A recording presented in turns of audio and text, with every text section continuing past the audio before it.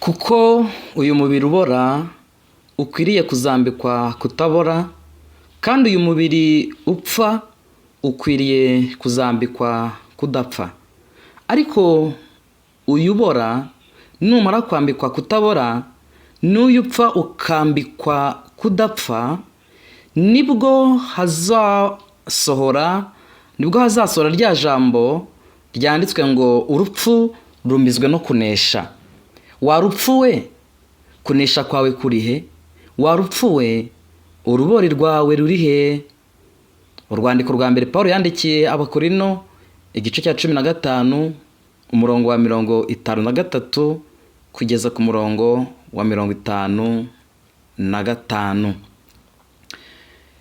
Ni inkuru y'akababaro, ni inkuru iteye ubwoba, ni inkuru y'agahinda. Bikomeje kuba ibibazo, bikomeje kuba ibindi, yewe sinabona uko mbivuga, sinabona uko mbisobanura. Ni inkuru umuntu ajya kuvuga ikiniga kikamufata, ni inkuru umuntu ajya kuvuga agahinda kakaba kenshi ndetse bigoranye kuyivuga, ariko nta kundi byagenda. Muri iyi si bamwe baba bishimye, abandi bababaye, bamwe bashyingira, abandi bashyingura, bamwe babyara, abandi bapfusha. Mu isi dufashe igihe mu ntambara, niko Bibiliya ivuga. Mu by'ukuri ni inkuru iteye ubwoba. Impanuka zikomeje kuba nyinshi mu buryo budasanzwe, mu buryo buteye ubwoba, ndetse muri uku kwezi kwa mbere n'uku kwa kabiri ho birakabije cyane. Sinzi niba abantu mubasha kubibona, hari icyo mwibwira, niba mubasha gusenga kugira ngo Imana itabara abantu bayo. Ku nkuru twabagejejeho ku munsi w'ejo tubabwira impanuka yari yabaye n'ubundi muri uwo muhanda n'ubundi werekeza mu majyaruguru, impanuka yabereye muri Rubavu. Mu by'ukuri birababaje cyane, sinzi uko umuntu yabivuga, sinzi uko umuntu yabisobanura. Iyi mpanuka yahitanye abasore babiri ndetse n'umukobwa. Uwabashije kurokoka n'umwe witwa Remi wajyanywe mu bitaro bya Ruhengeri. Ntabwo byoroshye kubivuga ibi bintu. Bari abasore babiri mu by'ukuri bivugwa ko biteje imbere, kandi bivugwa ko bari bafite ubushobozi mu buryo bwose bw'amafaranga, ariko urupfu nyine ntabwo waruha amafaranga ngo ureke kugutwara.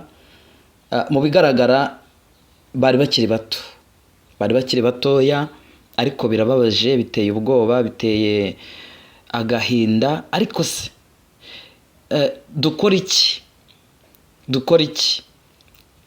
ko impanuka zikomeje kudutwara abantu, zikomeje kutumaraho abantu?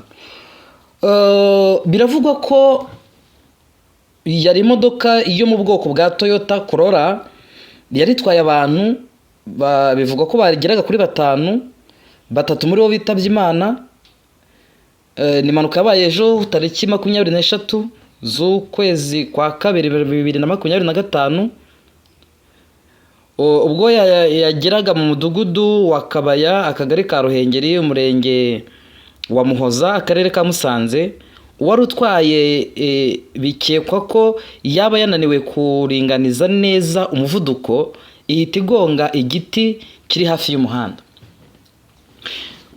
Wenda uwagerageza kureba mu mashusho, ku bari bubashe kubona amashusho y'imodoka bari barimo, mu by'ukuri imodoka yangiritse ku rwego rukomeye cyane, ku buryo udashobora kubona uburyo iyo modoka yari ikoze.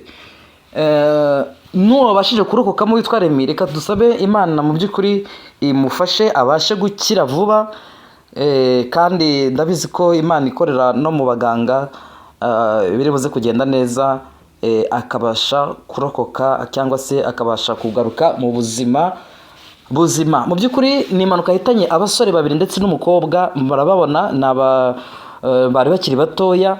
Ariko mu by'ukuri uyu muhanda cyane cyane wo mu majyaruguru ndetse ushyira Rubavu Burengerazuba, sinzi ikintu kiri buze gukorwa, ntabwo nzi uburyo turi buze gusengamo, ariko icy'ingenzi ni ugusenga. Kuko mu kiganiro negeze nkora mu kwezi kwa 12, mu mpera z'ukwezi kwa 12 umwaka ushize, nababwiye iyerekwa nagize ry'ibitero Satani yahagurukije byo guteza impanuka mu muhanda, kandi mu buryo budasanzwe, mu buryo bukomeye cyane, kandi impanuka nabonaga ziteye ubwoba, nabonaga ari impanuka zikomeye cyane, harimo ibintu bitandukanye birangaza abashoferi ndetse bikabatwara n'ibitekerezo ku buryo umuntu atakaza concentration y'uko yaratwaye imodoka ugasanga arenze umuhanda. Rero dukwiriye kwinginga Imana ikagira icyo yakora. Ariko kandi nk'uko nakomeje kubivuga, niba ugiye kuva mu rugo ufashe urugendo, fata umwanya wawe usenge, wiragize Imana, uniyeze, witunganye kuko ntawamenya.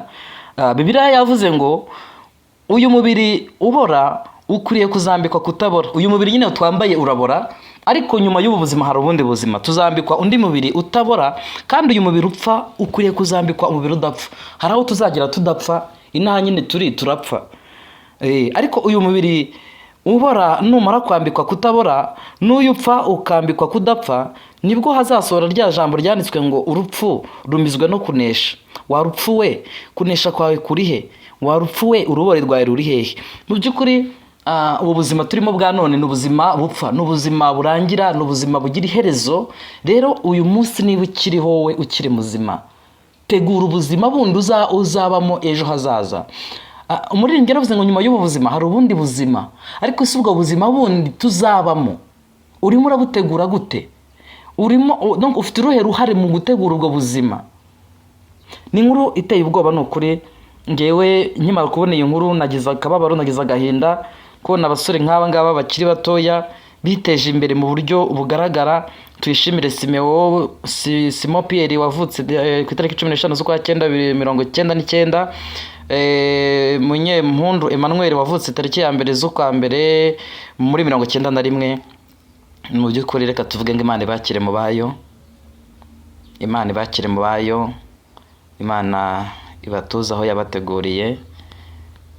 Abagiye bagiye, ariko twe turasigaye. Hanyuma dusigaye kubera iki rero? Dusigaye kugira ngo dutunganye ibyasigaye bidatunganye. Dusigaye kugira ngo dutunganye ibyasigaye bidatunganye. Ninjye nawe dusigaye dufite ihurizo, dusigaye dufite isomo rikomeye turi gukura muri izi mpanuka ziri kuba.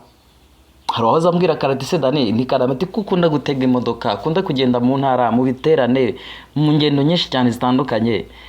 Mu by'ukuri urumva umeze uti? Uzakomeza gutega? Ntabwo wareka gutega, ntabwo wareka kugenda.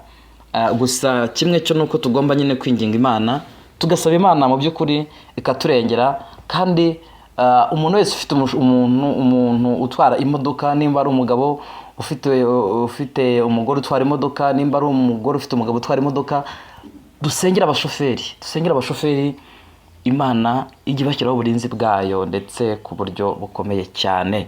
Hanyuma rero ntabwo ndibuze kuvuga byinshi, nta byinshi mfite byo gutangaza, nta byinshi mfite byo kuvuga.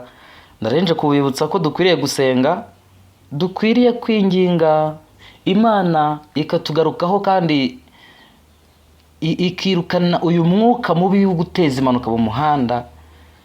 Satani nyine ntabwo atuje. Umuntu ashobora gusinzira, ariko Satani ntabwo asinziriye. Satani ari gukora ku manywa na nijoro, Satani ari gukora umunsi ku munsi, ariko yahagurukije ibitero bikomeye cyane mu mihanda kugira ngo impanuka zibashe kuba nyinshi. Niki cyakorwa? Ni ugusenga, nta kindi, ndetse tugasengera abashoferi, ndetse nabo bakarushaho kwitwararika mu muhanda, kuko Satani burya iyo umukinguriye umuryango arinjira. Satani nta rufunguzo agendana, ariko iyo umukinguriye umuryango arinjira. Dukwiriye rero kwirinda buri kimwe cyose niduhe Satani urwaho kugira ngo atabona aturuka atwinjirira. Murakoze. Imana ibamugisha, mukore subscribe kuri Evangeliste Daniel TV7. Ndabakunda cyane kandi mbona mbifuriza ibyiza. Twihanganishije rero by'umwihariko uyu muryango, tubabwire ngo bakomere, bagire kwihangana. Imiryango yabuze ababo, nta kindi twababwira uretse gukomera ndetse no kwihangana. Imana ibagirire neza, kandi mu by'ukuri tubashe kubatabara, tubafate mu mugongo kugira ngo ibintu bigende neza. Tubafate mu mugongo, tuzabatabare kugira ngo tubabe hafi, tubasabire, ariko kandi no kubasura nabyo ni ingenzi, kugira ngo babashe kubona ko batari bonyine. Murakoze cyane, Imana ibahe umugisha.